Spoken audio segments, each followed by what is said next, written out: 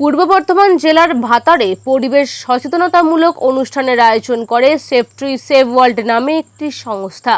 ভাতার পঞ্চায়েত সমিতির সভাকক্ষে এই নিয়ে অনুষ্ঠানের আয়োজন করা হয়। অনুষ্ঠান শেষে ভাতার বাজার ও বলগোনা বাজারে পদযাত্রা করা হয়।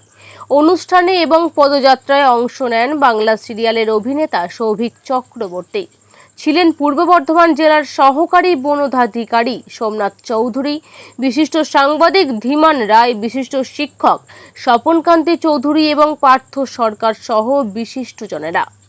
এদিন পদযাত্রা চলাকালীন পথচারীদের হাতে একটি করে বৃক্ষ চারা তুলে দেওয়া হয় সংস্থার পক্ষ থেকে। এই কর্মসূচির নাম দেওয়া হয় মিশন ভারত লক্ষ্য। ভাতার ব্লকের বিভিন্ন এলাকায় কয়েক লক্ষ গাছ লাগানো হয়। এদিন পথ চলতি মানুষের হাতে বেশ কয়েক হাজার বৃক্ষ তুলে দেওয়া হয়।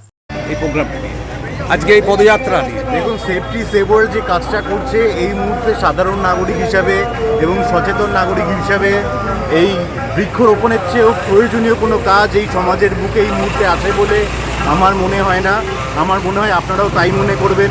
তাই এনাদের এই উদ্যোগের সঙ্গে থাকা এবং আপনাদেরকেও আমি অনুরোধ করব, আপনারাও যথাসাধ্য চেষ্টা করুন এবং সেভ ট্রি সেভ ওয়ার্ল্ডের সাথে থাকুন। প্রয়োজনে আপনারা গ্রিন সোলজার হন এবং আগামীর জন্য বা আগামীর পৃথিবীর জন্য বা নেক্সট জেনারেশনের জন্য একটা সবুজে ভরা পৃথিবী উপহার দিন।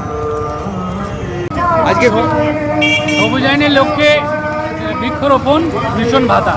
এই মিশন ভাতার আজকে 14 জুলাই সারা রাজ্য জুড়ে অরণ্য সপ্তাহের মাধ্যমে বৃক্ষরোপণ শুরু হয়েছে। তার সাথে সাথে সেভ ট্রি সেভ হলো আজকে ভাতার ব্লক জুড়ে 143টা গ্রাম জুড়ে বৃক্ষরোপণ করবে এবং প্রত্যেকটা গ্রামে বৃক্ষরোপণের আমাদের কর্মসূচি রয়েছে এবং ভাতাবাসীর কাছে আবেদন করব, আমাদের যে সবুজায়নের লক্ষ্য যে ভাতারকে সবুজে মুড়ে ফেলা, সেটা যেন সফল করতে তাদের সহযোগিতা আমাদের একান্তভাবে কামনা। আসুন সকলে মিলে আমরা আমাদের প্রিয় ভাতারটাকে সবুজে ভরিয়ে তুলি।